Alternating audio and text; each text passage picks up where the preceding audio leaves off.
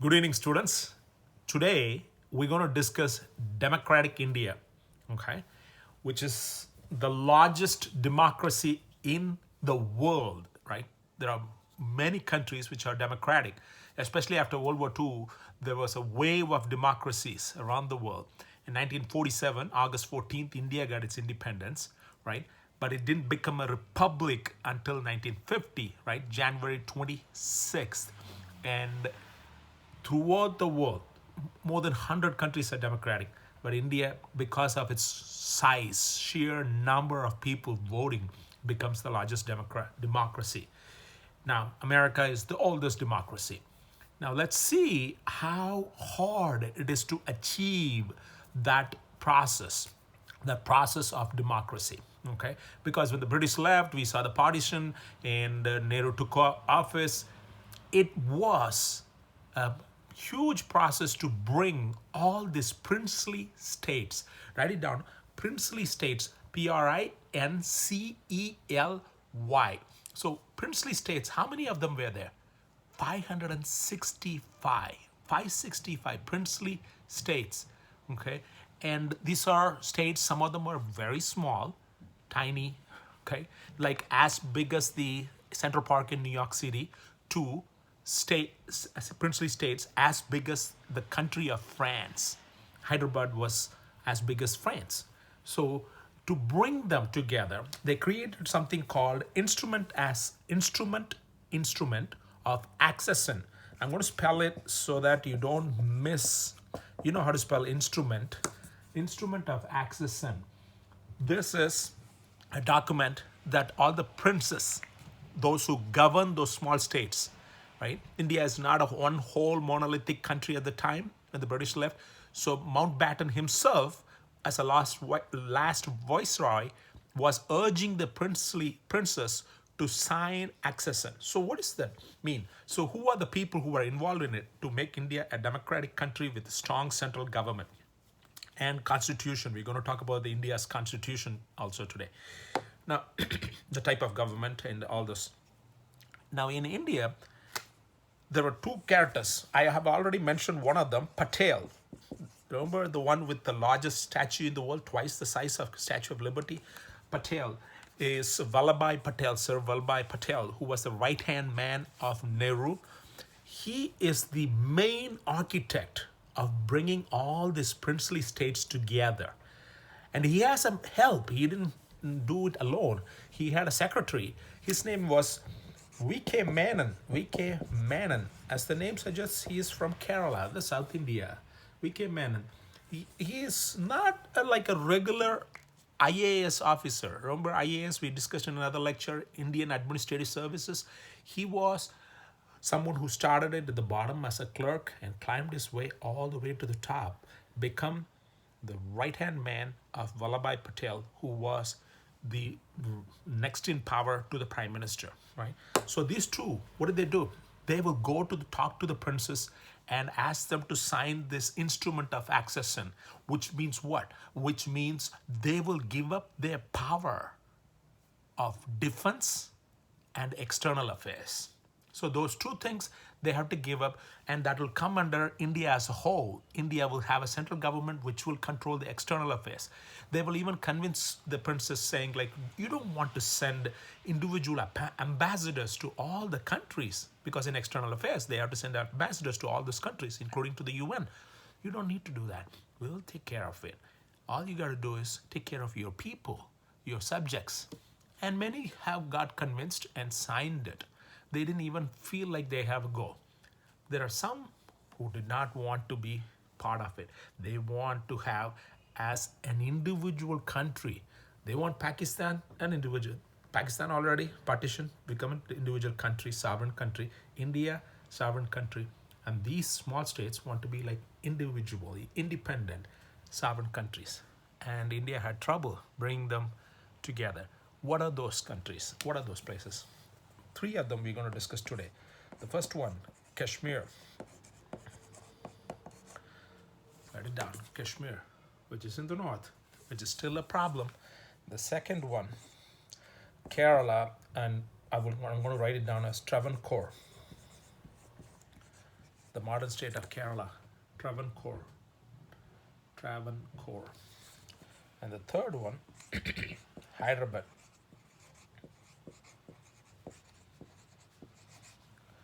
Hyderabad. Okay. There's also a fourth one, Bhopal, which is Madhya Pradesh, which is the largest state by size now. All this. So now I'm going to talk about this. And you know what's interesting? Kashmir had a Hindu king, and most of the population is Muslim. Travancore, it's usually Hindus, and Hindu man was in the power helms. Here, Hyderabad, it was opposite of this. It was ruled by a Muslim and Hindu majority, and here also the same. So now they're going and asking, and Kashmir, Pakistan wants Kashmir, right? The conflict still goes on. What happened? There were skirmishes inside Kashmir, and Pakistan Muslims came into rescue, their claim, rescue into Kashmir. And so Pakistan crossed the border and came into Kashmir. India sent military into Kashmir using commercial planes. The sheets were removed. Nehru sent military and took over Kashmir. It was a problem for a thorn in India's history. So now Mountbatten recommended Nehru, first Prime Minister, to take this case to the UN, and Nehru took it to UN. But Pakistan had a wonderful orator, Sir Khan, write it down. Maybe I'll write it down for you. Zufrullah Khan. I did that. Sir is a title which you get by being knighted by the Queen, right? Zafrullah Khan. Khan, you probably know how to spell. Zafrullah Khan. And he spoke eloquently, saying the Hindus are creating a genocide against the Muslims in Pakistan, in Kashmir. And that's why, to help the fellow Muslims, the Pakistanis crossed the border and went into Kashmir to help them. And he convinced India didn't have such a good orator to make their case. He swayed the Security Council, which is the 5 major powers, permanent members in the Security Council in the UN, to take the issue instead of Jammu and Kashmir. There are 2 parts in the Kashmir region, Jammu and Kashmir, into India and Pakistan. The issue switched from Jammu and Kashmir to India and Pakistan, because there were talks like, okay, Pakistan could have Jammu and India could have Kashmir. But then it became like an issue between India and Pakistan, and which still goes on. And the terrorism threat we watched is also related to the Kashmir issue. Many times, many articles are written about Pakistan's state-sponsored terrorism, states helping terrorists to go in and create havoc. And usually, if you don't know, terrorism is a tactic, not a strategy, tactic used by a weak power against the strong. And in case you didn't know what terrorism is, because many don't know, and there's not a universal definition, I have created an acronym based on scholars' definitions. You could easily remember VISA. V for violence. It has to have violence. Innocent lives are lost. Okay.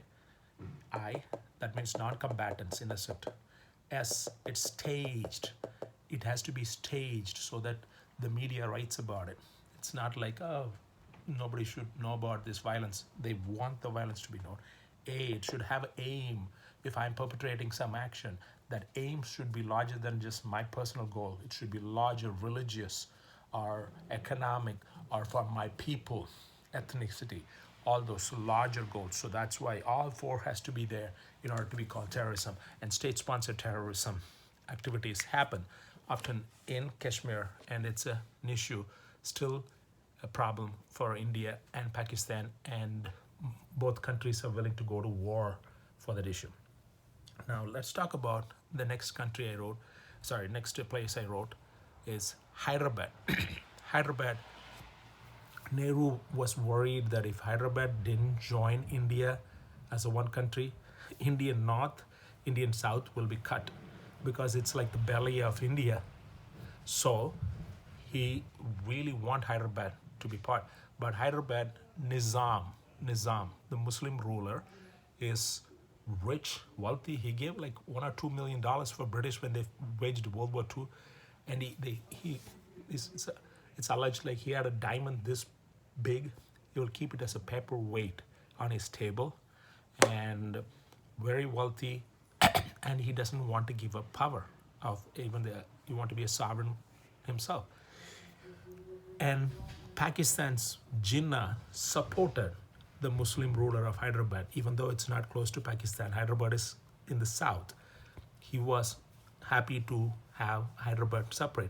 Well, strategically also, it'll weaken India. The north and south will be cut, so the Indian country will become smaller, so it's a smaller threat. It's geopolitics. And India was creating a tension, either you sign this or we gonna use military to invade Hyderabad to take over.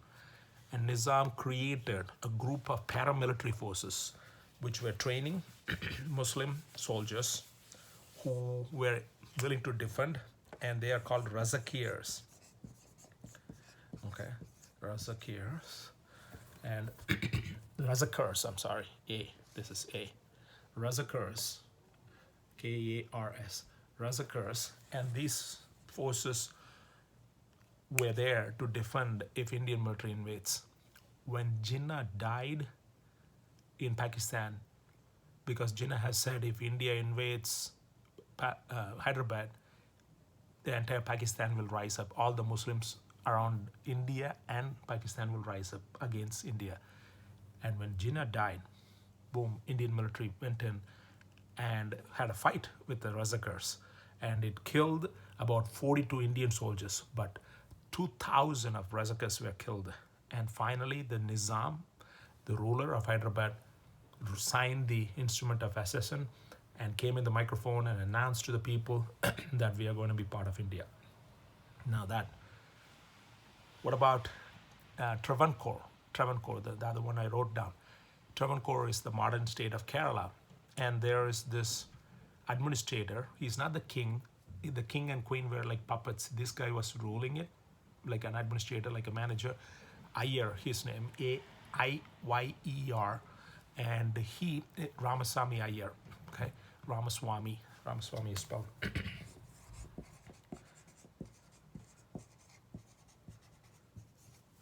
Ramaswamy Iyer.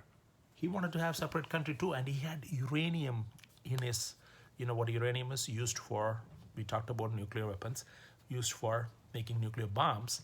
And even England wants to create a relationship with a separate Kerala so that they could get uranium from Kerala. And Iyer did not want to sign the instrument of accession. However, he was hurt with a knife by a protester, and he was taken to hospital. So he thought he might lose his life, and he agreed in the process to sign the instrument of accession. So the stories show that it is a different ways, one by one, piece by piece, they have to put this together to create a massive united country. Same with Bhopal, the Muslim ruler, Hindu subjects, but have to be coerced in different ways to bring them all together as one country. There's another huge story about Nagaland, which is Nagaland, tribal region. They're mountainous people, Nagaland. So in India we call scheduled tribes, scheduled like a schedule of a doctor's schedule, or scheduled tribes. They have separate allocation of seats and jobs now. And Nagaland also didn't want to be part of India, and they want to be a separate country. And even Nehru said, we will give you extra privileges than other places. You have to be part of it. They didn't. It ended up in war. The Indian military went in, but Nagaland had the advantage compared to Hyderabad of mountainous region, which is excellent for guerrilla warfare. Guerrilla warfare means you hit and run. They were hitting Indian forces and running, and it was a long, protracted battle. After that, Nagaland was also brought into India, but with special privileges. So the point is, bringing India to one country was one of the huge tasks, and many Western scholars have written that and very remarkable. I mean, Italy has been brought together, Germany has been brought together, but nothing is compared to Indian princely states. So many and variety of cultural, religious backgrounds, diversity, bring them into one country, and they did. And that credit goes mostly to Vallabhbhai Patel, the man with the largest statue in India, and his assistant secretary, Menon, V.K. Menon. Now let's talk about I want to also mention I talked about Kerala, Kashmir. And in Kashmir, in the north, the conflict, one of the reason it goes on and on and on, is not just Hindu, Muslim, okay? It's also the Pakistan and India, it's closer to their borders, and Joseph Kerbel, an American Czech Republic diplomat, beautifully put it. It's a huge, uncompromisable differences between two political systems, two different political systems, two different political, two different ways of life. When I say political systems, India is a secular socialistic democracy, whereas if you look at Pakistan, it's an Islamic republic. It was not like a secular. Secular means non-religious, right? Of course, India has been changing now. It is becoming, especially with the party now in power, BJP, it's getting into a Hindu nationalistic party. The party is Hindu nationalistic, and it's trying to change the country also into a Hindu state.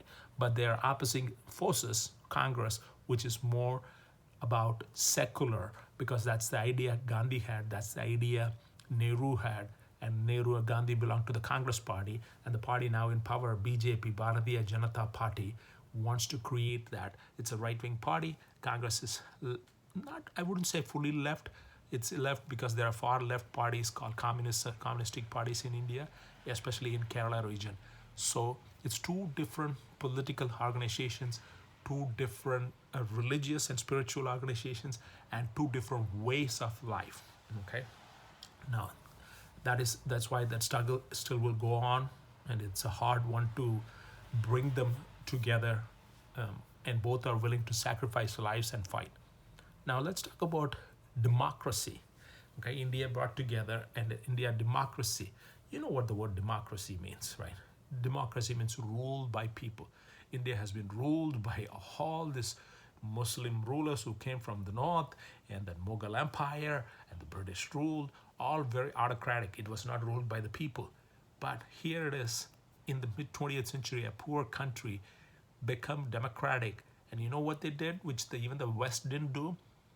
They gave full universal suffrage. That means full franchise to everyone. When the democracy was created in the West, it is only for white men, also land owning. Slowly they gave rights to black, right, in the 19th century, right after Civil War in America. And later, 1920, women got the right to vote. India, right off the bat, boom, everybody got the voting right. So let's discuss the Constitution. When I talk about the Constitution, India's Constitution is the longest Constitution in the freaking world. I mean, like how? Like U.S. Constitution has like seven articles. Indian Constitution, when it was created, it had 395 articles. 395 articles. Now it has 448 articles. 7 versus 448 articles. Can you imagine? And 12 parts, 12 schedules, and it's huge. And so let's talk about the Constitution and the formation, and who are the guys who were responsible for creating this. Well, you know the one main person, the chairman, Ambedkar, Dr. Ambedkar. I talked about it, Founding Fathers lecture, who came to study in Columbia and in England, and he's the untouchable who become iconic in creating. But what are the two other people? K.M. Munshi. K.M. Munshi. K.M. Munshi is another one who was responsible. And then Alladi, this is going to be a little hard name for you. Alladi Krishnasamy. Yeah, long names, usually South Indian names. Iyer. Alladi Krishnasamy Iyer. That's 3 words. Alladi Krishnasamy Iyer. K.M. Munshi. Alladi. K.M. Munshi is from Gujarat, where the state Gandhi is from. Is not from South. Whereas Alladi Krishnasamy Iyer. All these 3, Ambedkar, K.M. Munshi, they created these 3 people. Ambedkar, K.M. Munshi, Alladi Krishnasamy Iyer wrote this constitution, the long one. Why is it long? One of the reasons is they picked the best elements from different countries' constitution. They considered many and rejected them. Some of the ideas they did not like. For example, they considered American presidential style instead of prime minister, and they didn't want that. And they considered Switzerland's cabinet members elected directly by the people. Then they didn't want that. And then third, for example, they even considered proportional representation. You know what Ireland had? You know what a proportional representation means? Okay, because in America we don't have proportional representation. What we have is winner take all. Winner take all. Winner take all. What does that mean? That means you and I run for office. You get 1 vote more than me in an election. You win. I don't get anything. I lost the election. You won the election. Whereas Germany has proportional representation, part of its seats. Japan has. South Africa, most of it, all of it is proportional representation. What's that mean? That means if my party gets 40%, you get 60%. In America, you're the winner. I don't get anything. Here, in proportional representation, 40% of my people will be represented in the parliament. 60% of your people will be for that. So like that, proportional representation, they consider that and they dismissed it. So India has winner-take-all politics, but more like a British system of parliament with prime minister as someone who has the power. Prime minister is, if you want to understand in American politics, it's like the Speaker of the House elected by the winners, the members of the parliament, and he becomes the powerhouse, is the leader of the country, and he is the head of the government. You got it? He is the head of the government. He's the member of the legislative body sitting in the parliament, and he is also the executive branch. You follow it? Because here in America, executive branch is the president. Legislative branch is the Congress, both houses. In India, he is the legislative body's part, and because of that, the bills could be passed easier, okay, because you have your party in power. But you could also be dismissed, no vote of confidence, you could be dismissed. In America, you can remove the president easily. 4 years you get elected, they stay there. India, by the way, they get elected for 5 years, each other member of the parliament. 5 years, they will stay there, but they could be removed, the prime minister, and next election could come. However, the head of the government, the prime minister, is not the head of the state. He's the executive branch member as well, but he is not the commander-in-chief. Who is the commander-in-chief? Head of the state. Head of the state is the president of India. Really? President, but he is not elected by the people, right? Head of the state. He is an honorary post, like the Queen of England, head of the state. So he is the commander-in-chief of the armed forces. But the power of prime minister directs the battles and things in the strategy, everything. But still, commander-in-chief is the president, okay? And listen to this. The president appoints, because there are 3 branches, right? 3 branches, legislative, executive, and judiciary. The judiciary branch in America, right, is appointed by the president, confirmed by the US Senate. You know that.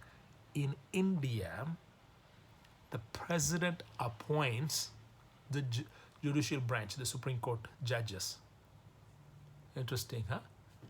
Even though he is not elected. And then you might ask, how is the president elected? That is by a big process of voting by both the houses of the parliament. There are two houses, just like in the US we have two chambers, just like in the Britain there's a two chambers. Here the two chambers are called House and the Senate.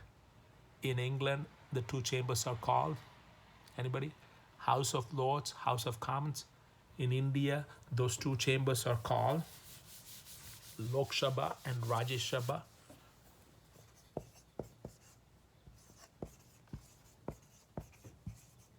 And Rajya Sabha, same word, Lok Sabha, Rajya Sabha. Okay, Lok Sabha, lower house, Rajya Sabha, higher house. Lok Sabha is where the people elect directly member of parliament. You run from the district and you get elected. Rajya Sabha members are elected by the state legislatures. So they are elected by the state legislatures, which was similar to what it was in the United States. The US senators in the US were elected by state legislatures. Only in 1913 they changed it, constitutional amendment, and then we have people electing directly the US senators now throughout the state election. But in India, Rajya Sabha, same in House of Lords there, right? They're not elected directly by the people. No. So these two houses vote and state legislatures vote to elect the President of India. Now the President of India appoints the judicial branch appointments. Why? Remember, the whole thing is about three branches division is checks and balances. You do not want political biases and one branch taking over all the power. So Hamilton designed, I'm talking about Alexander Hamilton in America and Madison, the three geniuses, Hamilton, John Jay, and Madison, who wrote the Federalist Papers. Just like that here, Ambedkar, Munshi, and Iyer. They designed it in a way that one ambition, if it claims, another one checks it. Ambition should be checked by ambition. So president appoints the judges so the judges can rule against the prime minister if he goes outside the constitution. If he does anything unconstitutional, the judges will be able to say. Even in America, it's not like that, oldest democracy, because many times you see the judges appointed by a particular president will favor the president's ideology, policies. So if he creates a law, it might violate the constitution, they wouldn't say so.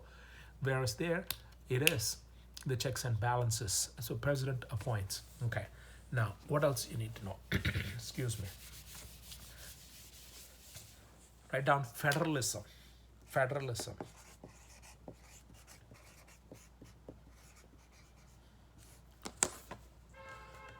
You might think, oh, federalism means federal government. No. Federalism, it means it's a battle or struggle for power access. So you have, let me give the analogy of United States. You have this federal government, and then you have state governments, and then you have city governments, right? They all have different, like when Corona crisis happens, Trump wants to open the markets. Some state governors say, no, we're not opening. Some say yes. So Trump says we're going to deport people, and some city mayor said, no, we're not going to deport. We're not going to use the police to deport people. This is a sanctuary city. So this is the debate. This is the struggle, federalism. So in India, like in America, there's a lot of powers to the state, okay? Because there was federalist and anti-federalist who want to keep a check on the federal government, not to have enormous power. Whereas in India, there's a lot of power for the central government. Not so much power is given. So it's called union instead of calling federal government in India. Union, and then state governments, and then concurrent, okay, concurrent. And concurrent, C-U-R-R-E-N-T, concurrent. You have union, state, concurrent. So the concurrent means they could share the powers, okay? lot of powers were set to the union.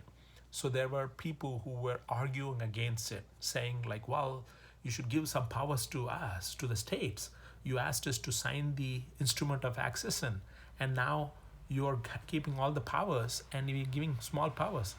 And concurrent powers are, some of them were like, I'll give you an example of concurrent powers. Both of them had taxation. The federal government in India does income tax and takes a huge chunk and gives some parts to the states. The states have revenue. They need revenue, right? For your government, you need revenue to do your policy execution. So state governments, like public schools, in where I come from, state called Tamil Nadu, the public schools there has to be paid. Public school teachers has to be paid. That is run by the state government. They get their revenue from what? Write it down. Three things: from sales, property tax, right, and revenue in liquor, alcohol revenue, yes, and they get large money from property, especially property tax. So the state does its business using that. Now let's talk about a couple of things which the union has power, which not even United States have. Write down this thing. It's called Article 356. Article 356 from the Indian Constitution. The center can take over power of a state government. Yes, by abolishing the state government. That is like, if I am the chief minister, they call it chief minister. That means like governor. I get elected, being the chief minister of my state, I could be kicked out along with my government based on the recommendation of the governor of the state. The governor is like the Indian president. Indian president is for the entire India, right? Appointed position, right? And governor is for a state. Each state has a governor, but he's not elected by the entire people. No. And the chief minister, who is elected by the people, has the power, but based on the governor's recommendation to the central government, based on Article 356, the central government, union, can kick out and conduct a new election. And there are other provisions which the US doesn't have. That's scary. And that is called detention, preventative detention without trial. In the US, you need to have a trial. You're not guilty until proven, right? You're innocent until you're proven guilty. Whereas preventative trial, so that if you're arrested, you should be presented in front of a jury and tried, because the Constitution amendments are there. But in India, preventative detention could be done in extreme cases without trial. And some critics have said that is the darkest blot in Indian Constitution. So another provision is rights, civil liberties can be suspended during time of emergency. Yes, civil rights, which is like freedom of speech, assembly, all those things during time of national emergency. India had a national emergency from 1975 to 77. That is under Indira Gandhi. Remember Jawaharlal Nehru, his daughter became the prime minister. She brought emergency, and from 75 to 77. So those civil liberties and other rights can be suspended. She used it. The critics said she used that national emergency to incarcerate many of her political oppositional people, political oppositional parties were completely incarcerated, and those are the dark times of India, according to many. Anyway, so we talked about the president, we talked about the prime minister, we talked about the constitution, we talked about the system, we talked about federalism. And the constitution, officially document is written in Hindi, unofficially it's in English, and mostly the power is a unitary government, which means the power is more in the center rather than in the state. It's not divided as much in America, and it's a complex constitution. Now that made India a democracy, and surprisingly, it still works since 1940s.